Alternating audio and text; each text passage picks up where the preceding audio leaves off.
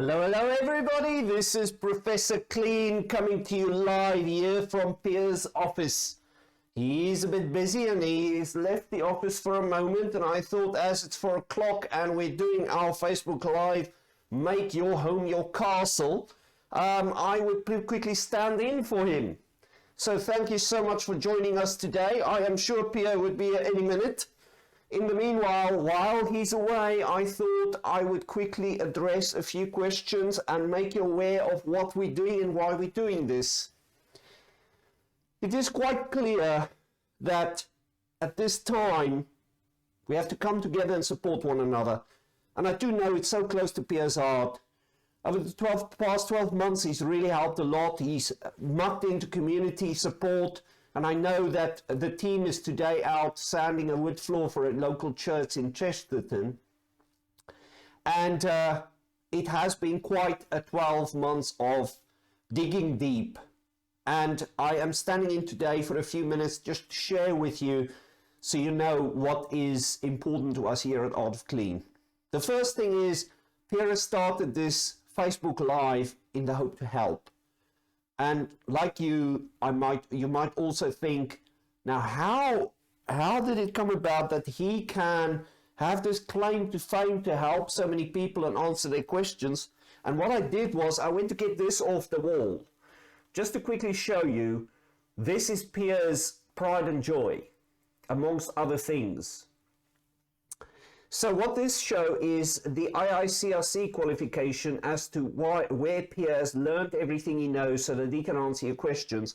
And you can see the list of qualifications is completed with the Institute of Inspection, Cleaning, Restoration Certification, he's a registrant of.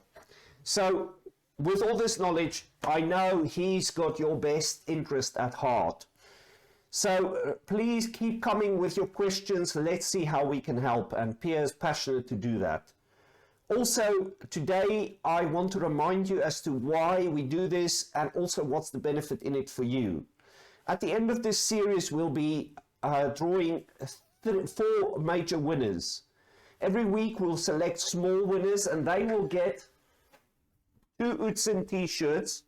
Now, Utzin is a great company that make finishes and flooring, glues, everything that goes underneath the floor. So if you stick down your wooden floor or if you stick down your vinyl floors, they make the products for it. We've got some shirts to go.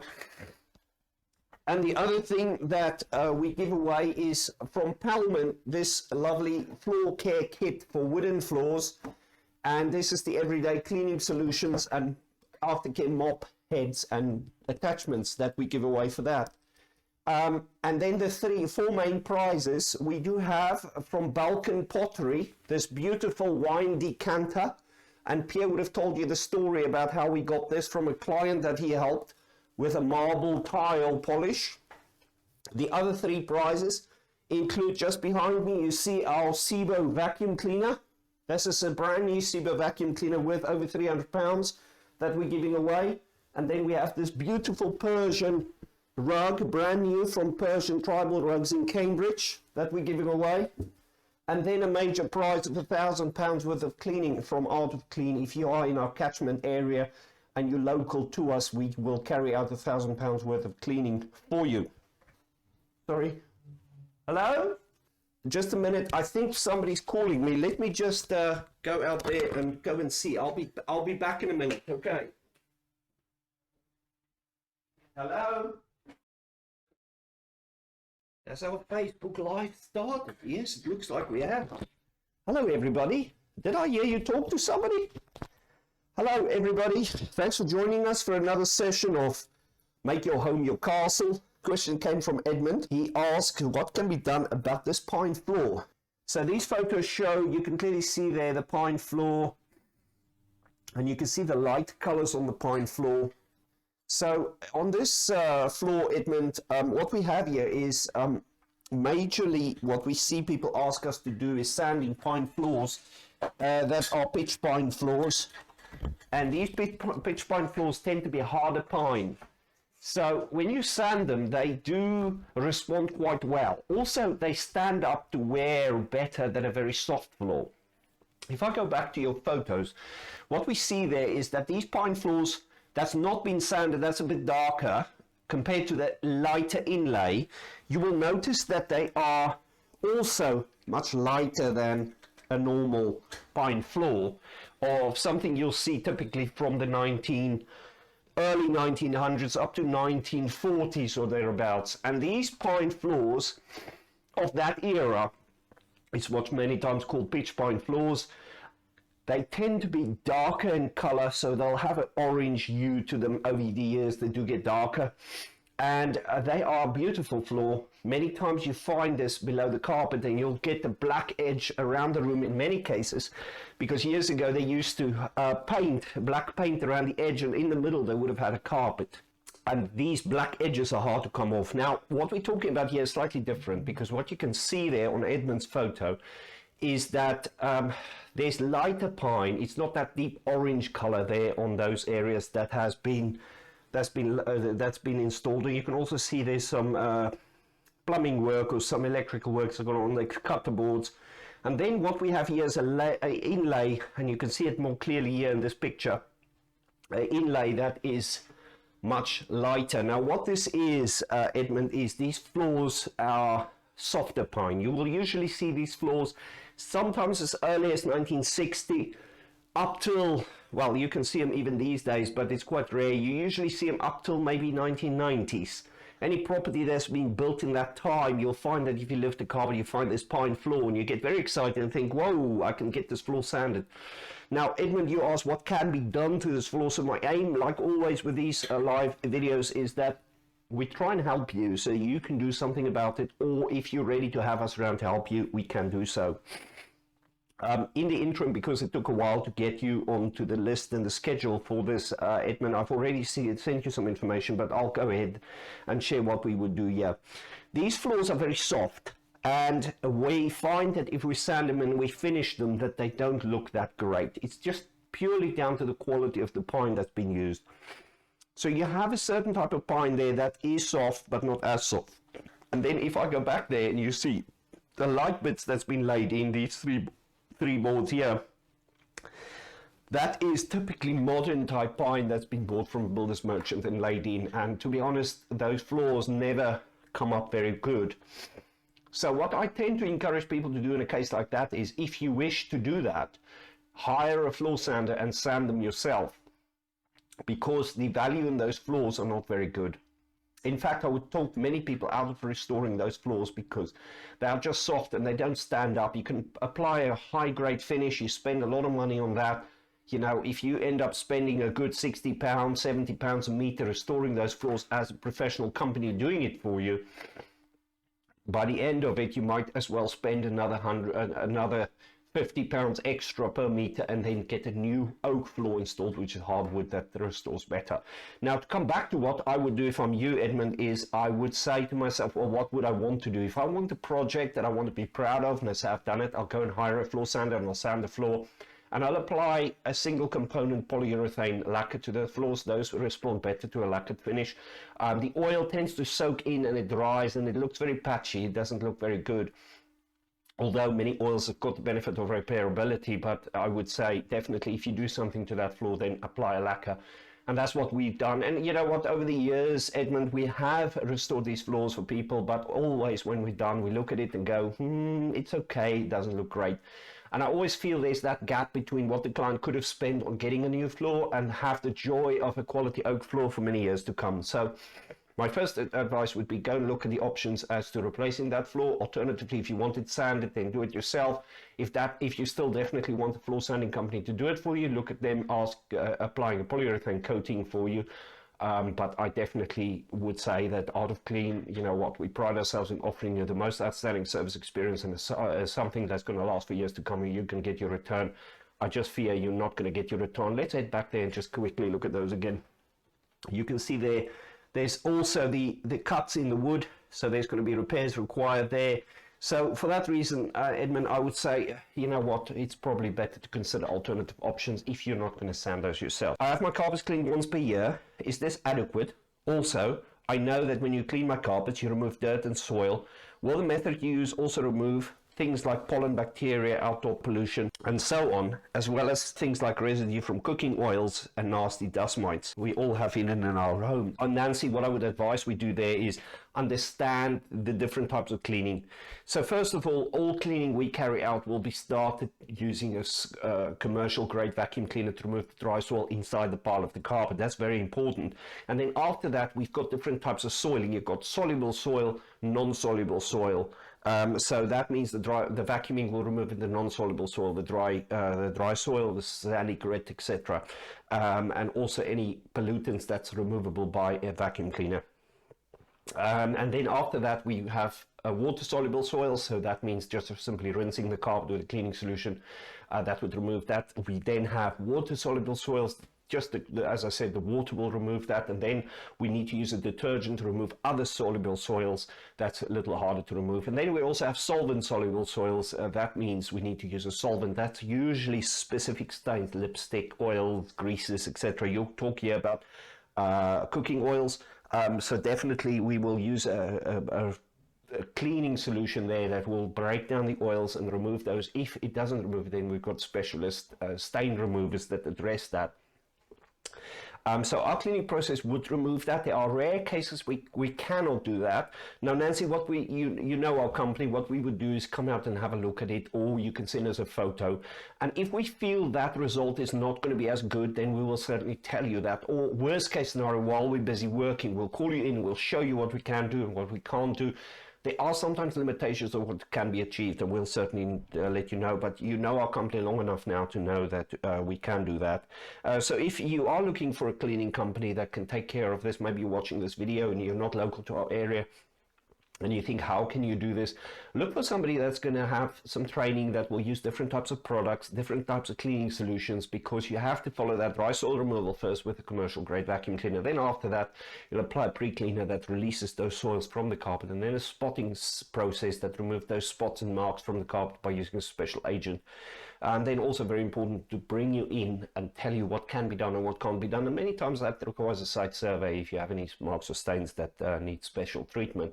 Also, my advice would be make sure you advise the company you'll be using of those marks that you are concerned of, so they know earlier on, so the outcome you're going to get is more in line with what you're expecting. So that would help. And Nancy, thank you very much for your question. I trust that answers that for you. The next question is Shireen. Shireen sent a very, very interesting question over to me. She asked, I will be putting several Persian rugs in storage and understand why you should wrap them in Tyvek. So Shireen has watched my videos and read my blogs about that. And how would we know, where would we purchase this? So Shireen, I have reached out to you and to tell you that we do sell this, and I've sent it off to Shireen. And alternatively, you can also look on Google. It is the thinner type Tyvek that makes it a little easier to wrap the rug in. How do you calculate the size? So this is an interesting one. I have got a rug here that I can show you, a small little rug. That I can just demonstrate how we would calculate the size of the Tyvek. So I have a little sample rug here. You can see that in the video there. And then what we'll do is, you'll notice we have a shorter side of the rug, the width of the rug as I would call it. And then we have this side, which is the length of the rug. Now this is a slightly longer rug. You can see there that this is only a small sample piece. So what we'll do when we roll this rug is we will go ahead and we will roll this rug from this end. And you of course will have a much bigger rug, but this is just for the example. So we'll roll the rug that way, and then we have the rug rolled up. Now what you will have is the shortest side, or the width of the rug, that way. And then as per my video, you'll have this rug rolled up, and then what you'll do is you'll fold the Tyvek over and you'll roll the rug in the Tyvek like that. So to determine the size of the Tyvek you would need to then determine the shortest area of your rug as you're going to roll it, because in some rare cases you will find that the rug rolls the other way. It is rare, but you need to look out for that, because sometimes it can happen that the rug is actually made to be rolled a different way. So let me show you. Sometimes the rug might need to be rolled this way, but it is rare, but it can happen. If that happens, then your Tyvek measure need to be that plus some more so it can fold over. But in general terms, the rug rolls from this end down, and then as it rolls down, that's your width. and then you cut your Tyvek larger, and then you fold it over, so that helps. So that helps for that question. Let's go ahead. She has another piece. Shireen then asks, do you recommend moth crystals or moth balls and place inside the rug before you roll it up? Shireen, what I would say is, if you do place something in the rug, use something natural. Cedar cubes is also quite popular. You can use those, but I would advise do not get them in direct contact with the fibers of the rug. Put those inside a little bag and then wrap that inside the rug in 2 places either end. And also when you store your rug, every 3 to 6 months, I would advise that you pull the rug out and you just inspect it to make sure it's still fine. Give it a vacuum maybe and wrap it back in the Tyvek, so that would help. The last question for today then goes to Telma. Telma has reached out to us and she asked, what's the procedure for cleaning very delicate curtains to avoid damage to them? So Telma, this is a brilliant question. To help people with curtains, we offer them 2 packages, one of which is the takedown and rehang service, which is extremely popular. That means our clean team member comes to your house and brings a ladder. We will then carefully take the curtains down, unhook them, and we will place them in a bag to be taken to the dry cleaners. This process gives you a much thorougher clean than a clean on-site option, which is also available. That's the second option. The clean on-site option is basically just a freshen up, so that means that we will be vacuuming the curtains in the light mist of cleaning solution and just brushing them down to get rid of dust and dry soil. The takedown and rehang service is much more popular. Now there's 3 different, basically 4 different types of curtains you will have. You've got unlined curtains, which is a single sheet of fabric. Then you have lined curtains, which is your single and then a backing on that. You have then interlined curtains, which is a nice thick, it has got some material in the middle, so it's a nice thick curtain. It blocks the sun out really well. And then we also have thermal curtains. Or also sometimes known as blackout curtains, so they are very good at keeping the sun out, or also very good at keeping temperature control in the room. Now, the one thing to consider if you have blackout curtains or thermal curtains, that lining at the back is plastic, and as soon as that goes into a dry cleaning machine, if those curtains are older, that lining can deteriorate, and that's the reason why, plus some other reasons also why you will always get dry cleaners to ask for terms and conditions to be signed. Now those things are very important to pay attention to. That means if those curtains have hung in the sun for a while, you will find that the backing has deteriorated. Now in the thermal curtains case, that can delaminate, so that means in the cleaning solution, which is usually a solvent, they will delaminate. Now normally the thermal curtains or blackout curtains will be sent away for special treatment with a very gentle dry cleaning solution. We step 1 down from there. We then look at interlined curtains. Interlined curtains, they are very heavy, and in a cleaning machine where they turn around, sometimes the stitching can get undone because it's only the stitching that holds the edges over, the hem in. So it's quite important that you realize that sometimes if those are fragile, they can come undone, and then we will usually notify you if there's a little bit more work needed. From there then, 1 down is also your lined curtain. Of course, you will also have a backing on the interlined curtain. And sometimes if they hang in the sun, you can pull them and the sun has deteriorated that fabric. Also on the back, you many times will see some mildew growth, some little brown dots, or sometimes watermarking. That's from the condensation at the back of the curtain, and those marks don't always come out. Sometimes what I would advise you do, Thelma, is if you want curtains clean, the first thing you do, go and open close the curtains thoroughly and then fold the end over, look at the back. Look out for small little holes in the fabric, and then take that and very gently, just the backing, just pull it a little bit. You'll soon see how gentle that is. Sometimes you can pull it and it just tears open. Other times it's not a crisis at all. You can really pull at it. It is quite sturdy, but that would tell you whether you would need a new lining at the back. So look out for those. And also at the edge of your curtain, if you look at that, and you'll see that it's been it had the sun on it a long time, you'll see clearly the sun damage, and of course cleaning will never remove the sun damage. The other thing to consider with curtain cleaning is that curtain cleaning by that method I'm talking about also has a risk of shrinkage. In fact, any cleaning will have a risk of shrinkage to the curtains, and that's why I would really advise, you know what, if you take them somewhere where somebody don't point that out to you and don't ask you to sign terms and conditions and say, listen, these curtains might shrink, you know what, as a professional, I would advise you to think carefully, because, you know, those people might just hope that it's going to be okay. And in my book, that's not really right to expose you to that risk without making you aware of that risk. So do watch out. You want to be aware that there's a risk, so ask them, and watch out for the terms and conditions, because that's just logical. These things can happen. Now, normally these things are extremely rare. They don't happen every day, and if you've had your curtains dry cleaned before, the risk is greatly reduced, because now that shrinking has already happened. And many times, if you hang the curtain up and it has shrunk a bit, it will ease out over time. Also, the little bit of creases that you might see when it hangs, that ease out quite quick. So you also want to consider that the backing might need replacing, and that can cost some money. But we all know that the value in an expensive curtain, a good quality curtain, will cost quite a bit of money, and it's only fair to think that you'll invest some money again to keep those curtains looking good. So Thelma, I trust that helps you understand that. To wrap up, just it is better to get the curtain to a dry cleaning company that will be able to then do also repairs for you in case they need repairs. So let's head over, and I want to show you this wheel again. The Wheel of Fortune will show you that we've got some prizes there. We've got our 4 names on the board. We see who would win today. And the wheel is spinning. We're going. Oh, it's going to be a spin again, isn't it? Oh, no. Edmund. Oh, Edmund, well done. It is down to you. Well done, Edmund. So, Edmund's question today gave him the chance to win our cleaning kit from Pollen. Let me just show you that again. So, Edmund, you would win our cleaning kit from Pollen, which is our cleaner and the mop head and the attachments for that. General care for your floor.